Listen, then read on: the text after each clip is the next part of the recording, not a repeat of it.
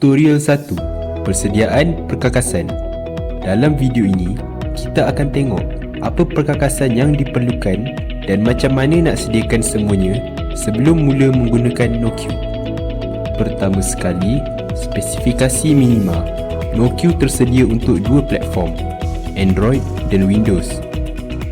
Untuk Android, pastikan anda mempunyai versi Android 10, pemprosesan Qualcomm Snapdragon 425, 3GB RAM dan paparan resolusi 1280x800.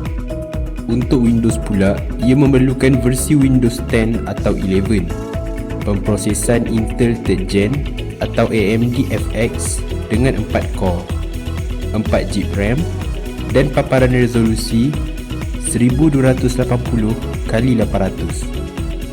Kedua, terminal POS. Anda boleh gunakan terminal POS yang lebih spesifik seperti ini. Terminal ini boleh didapati di Shopee atau Lazada. Anda hanya perlu pastikan ia memenuhi spesifikasi minima seperti yang dinyatakan tadi. Kami juga membekalkan unit yang siap dipasang. Sila layari website kami untuk maklumat lanjut. Yang ketiga, untuk pencetak dan laci wang tunai.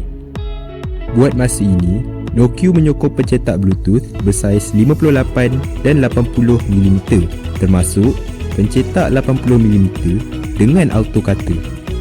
Untuk laci wang tunai, jika anda ingin sambungkannya dengan pencetak, pastikan pencetak mempunyai port RJ12 dan laci wang tunai mempunyai kabel RJ12 untuk disambung. Dan yang terakhir sekali, pengimbas kod bar. Untuk pengimbas kod bar USB, ia hanya disokong di platform Windows 10 dan Windows 11. Hanya pasang pada slot USB dan boleh guna. Tapi, untuk pengimbas kod bar Bluetooth, ia juga disokong untuk Android dan Windows. Untuk guna, hanya hidupkan Bluetooth device dan imbas mode HID dan one click pairing pada panduan pemasangan anda. Pengimbas akan muncul, boleh dipadankan dan sedia digunakan.